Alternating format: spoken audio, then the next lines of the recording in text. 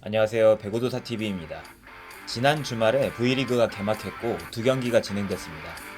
흥국생명과 정관장 그리고 기업은행과 GS칼텍스가 맞붙었는데 결과는 흥국생명과 GS의 3대1 승리였습니다. 흥국생명은 의외의 선발 라인업을 투입해서 모두를 깜짝 놀라게 할 경기력으로 정관장을 잡았고 정관장은 염혜선의 부상으로 인한 세터의 약세 그리고 아웃사이드 히터들의 리시브 문제로 발목을 잡혔습니다. 기업은행과 GS의 경기가 꽤 충격적이었는데 많은 사람들이 우승 후보로 불리는 기업의 승리를 점쳤지만 예상됐던 세터의 약세와 더불어서 아웃사이드 히터들의 부조화로 실망스러운 모습을 보여줬습니다. 이 경기를 라이브로 중계를 했는데 기업은행의 문제에 대한 사람들의 반응을 보면 크게 세 가지 쟁점이 있었습니다. 킹켈라가 약하다, 김하경이 못한다, 육서영이 터졌다. 이렇게 세 가지 논쟁인데 특히 킹켈라가 너무 못한다, 교체를 해야 한다는 극단적인 의견도 나왔습니다. 오늘 콘텐츠에서는 킹켈라의 영상과 데이터를 근거로 해서 킹켈라를 교체해야 하는지에 대해서 이야기를 해보겠습니다. 본격적인 시작에 앞서 미리미리 구독, 좋아요, 알람 설정은 콘텐츠를 만드는 데 큰 힘이 됩니다. 일단 지난 기업은행과 GS칼텍스의 경기에 대해서 총평을 해보자면 GS는 우리가 예상했던 안정적인 전력을 보여줬고 특히 세터 안혜진이 퀄리티를 보여준 경기였습니다. 리시브가 좋을 때도 있었고 안 좋을 때도 있었지만 크게 흔들리지 않고 정확하게 토스를 뿌렸고 토스의 스피드도 좋았습니다. 그로 인해서 실바, 레이나, 권민지가 안정적으로 득점을 할 수 있었죠. 안혜진의 장점인 오픈 토스로 승리의 토대를 만들었습니다. 유서연이 부상으로 선발 출전하지는 못했지만 레이나, 권민지 라인이 리시브와 수비에서 안정감을 보여준 것도 굉장히 중요했습니다. 반면 기업은행은 선발 라인업부터 불안감이 엄습했습니다. 제가 7개 구단 프리뷰 콘텐츠에서도 언급했지만 킹켈라 육서영 조합은 위험수가 크다. 마치 이선우 박혜민 조합처럼 리시브 문제가 생겨서 경기가 훨씬 어려워질 것이다. 그래서 킹켈라 육서영 조합보다는 킹켈라 이소영 조합이 훨씬 팀에 이로울 것이다 라고 이야기를 했고 그 부분은 역시나 적중했습니다. 아웃사이드 히트 자리가 매우 중요한데 공격에 무게를 둔 킹켈라 육서영 조합보다는 공수 밸런스를 맞춘 킹켈라 이소영 조합이 팀의 승리를 가져오기 훨씬 수월합니다. 반대로 킹켈라 육서영이 함께 있으면 리시브적 약점이 커지고 임명옥 또한 부담이며 리시브뿐 아니라 인플레이 상황에서 보이지 않는 디그의 숫자와 퀄리티가 떨어지면서 불안정성이 또한 커질 것입니다. 빅토리아도 있고 미들도 좋은 상태인데 굳이 이런 닭공을 할 필요는 없지만 김호철 감독이 어떤 선택을 할지는 지켜봐야 할 것 같습니다. 그렇게 추천했던 킹켈라 이소영 조합은 경기에서 단 한 번도 나오지 않았습니다. 김호철 감독의 극단적인 선수 기용과 교체가 패인의 가장 큰 원인이었죠. 그럼 킹켈라에 대해서 좀 더 심도 있게 이야기를 해보겠습니다. 킹켈라가 잘했냐? 라고 물으신다면 당연히 못했다라고 해야겠죠. 그럼 원래 이렇게 못하는 선수였냐? 라고 물으신다면 그건 아니다. 활용을 잘못했다 라고 답하고 싶습니다. 예전에 아시아 쿼터 소개 영상 다들 기억하시나요? 위에 카드로 올려놓을 테니까 못 보신 분들은 이 영상 시청 후에 한번 보시면 좋을 것 같습니다. 킹켈라는 미국 대학리그 NCAA의 가장 상위 리그인 디비전 1에 있는 347개의 학교 중 33개 컨퍼런스에서 가장 강한 컨퍼런스인 빅10에 속해 있는 러커스 대학에서 뛰었습니다. 18개 팀 중 18위로 꼴찌를 한 팀이지만 킹켈라는 31경기 104세트에 출전해서 세트당 평균 3.1점으로 팀 내 득점 1위를 기록했고 전체 득점 21위를 기록했습니다. 이게 잘한 건지 못한 건지 잘 체감이 안 되실 수 있으니까 비교 선수를 예를 들겠습니다. 현대건설의 외국인 선수 가이스버거 또한 작년에 NCAA에서 뛰었습니다. 빅10 컨퍼런스보다도 수준이 낮다고 평가되는 사우스 이스턴 오클라호마호 대학교에서 26경기 104세트에 출전해 세트당 평균 3.0점을 기록했습니다. 둘 다 아포짓으로 뛰었고 리그와 팀의 난이도는 킹켈라가 조금 더 높은 편이었고 성적은 근소하게 킹켈라가 더 나았습니다. 이런 데이터가 있었기 때문에 킹켈라가 아시아 쿼터로서 주목을 받았던 것이고 팀에 도움이 되는 선수라고 판단을 했던 것이죠. 데이터뿐 아니라 경기 영상으로 봐도 잘 활용한다면 충분히 제 몫을 할 수 있다고 말했었는데 그럼 제가 전에 올렸던 그 영상을 다시 한번 보여드리겠습니다. 함께 보시죠. 선수가 킹켈라입니다. 네, 아포지 친색 22번 이 선수입니다. 자, 플레이 하나하나 같이 보시죠. 자, 직선이 많이 비어 있었기 때문에 지금은 낮은 타점임에도 거의 노블록으로 때렸고요. 자, 지금 유효블록 됐고, 자, 뒤로 자, 이제 속공이 연결이 잘 안 됐고요. 자, 상대 팀의 공격이고 자, 리시브 됐고. 자, 하이볼 오픈이죠. 쉽지 않은 상황. 자, 지금은 대각으로 타점 잡아서 준수하게 때렸습니다. 자, 지금은 이제 블록을 당했고요.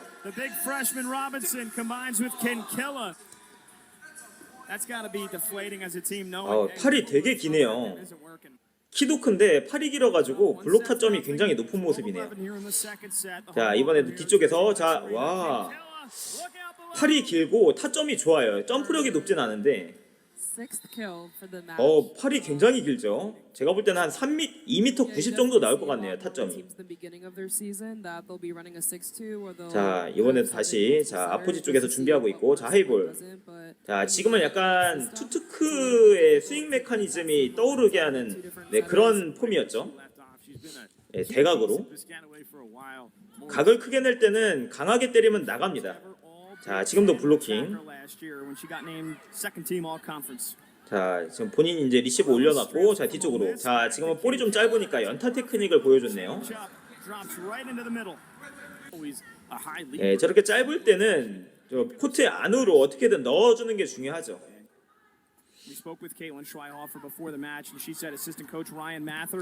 자, 지금도 블로킹. 블록이 되게 좋은 것 같아요.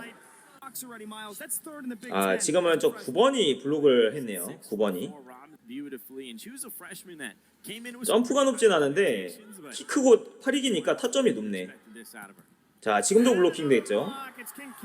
뭐 상대의 공격 타점이 높지 않은 것도 있는데 물론 수준이 좀 낮으니까. 아, 오버블록 손모양도 나쁘지는 않아 보이네요. 일단 193이라는 거 자체가 장점이죠. 아시아 쿼터인데. 자, 지금도 블로킹 당했죠. 그러니까 180대랑 190대는 진짜 체감이 완전 달라요. 예, 지금도 상대가 너무 낮은 타점에서 때리니까 거의 손목에서 걸렸네요. 자, 뒤쪽으로. 자, 지금 거의 제자리에서 때렸죠. 이거는 이제 토스가 약간 배드 토스였는데 본인이 그걸 좀 잡아서 때렸습니다. 예, 직선으로 잘 잡아서 때렸네요.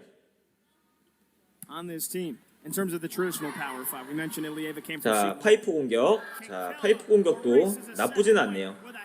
예, 아시아 쿼터 힘을 감안한다면 괜찮습니다. 기본 신장이 있고 그리고 이제 미팅 능력이 그래도 나쁘지는 않아서 자, 지금은 이제 서브를 했는데 자, 살리지 못했고 자, 이것도 들어가네요. 그러니까 되게 막 파워 있고 막 폭발적으로 막 강하거나 막 그런 느낌은 아닌데 그래도 코트 안에 볼을 잘 집어넣는 그런 유형인 것 같습니다. 약간 투트크가 좀 생각나는 그런 스타일이네요. 자, 연타 수비 됐고 자, 속공. 자, 다시 2단으로 그냥 넘겨버렸고 자, 다시 한번 자, 킹켈라. 자, 지금 이런 공격들이 되게 이제 투트크의 방식이거든요. 이런 공격들이 무리하지 않으면서 이제 코트 안으로 넣을 수 있는 그런 스윙. 나쁘지 않아요. 저런 스윙. 자, 지금 볼이 짧아가지고 상대방의 공격 넘겨줬고 자, 파이프. 왜냐면 타점형과 파워형 중에서는 그 타점형이 그나마 좀 기복이 덜합니다. 파워형은 이제 그 미팅 제대로 안 되면 다 나가거나 공격 범실하는 스타일이 많아서 대표적인 게 이제 뭐 부키리치, 뭐 빅토리아 이런 선수들이죠. 근데 그렇게 강하게 때리지는 않으면서도 코트에 잘 넣었네요. 공격을 딱 엔드라인에 딱딱 떨어지게끔. 기본적으로 타점이 있으니까 저게 위력적인 건데. 자, 지금도 몬스터 라이트 핸드라고 하는데 그렇게 강해 보이진 않지만 그렇다고 저게 또 약한 것도 아니기 때문에 디가기도 어려워요. 저거. 자, 지금은 유효블록이 됐고요. 자, 블로킹이 좋아요. 이 선수가 막 운동신경이 좋고 막 그런 느낌은 아닌데 블로킹이 좋아. 이게 키 크고 팔이 길다 보니까. 자, 이동 공격. 자, 유효 블록 됐고 다시 넘어갔고. 자, 또 유효 블록 됐죠. 유효 블록이 계속 많이 나오네. 다시 한번. 자, 지금도 약간 반박자 느리게 때렸는데 코트에다가 잘 집어넣었네요. 되게 투투크랑 비슷해요, 스윙 메커니즘이. I think that's accepted both vernaculars, Argentinian or Argentine. 자, 하이볼.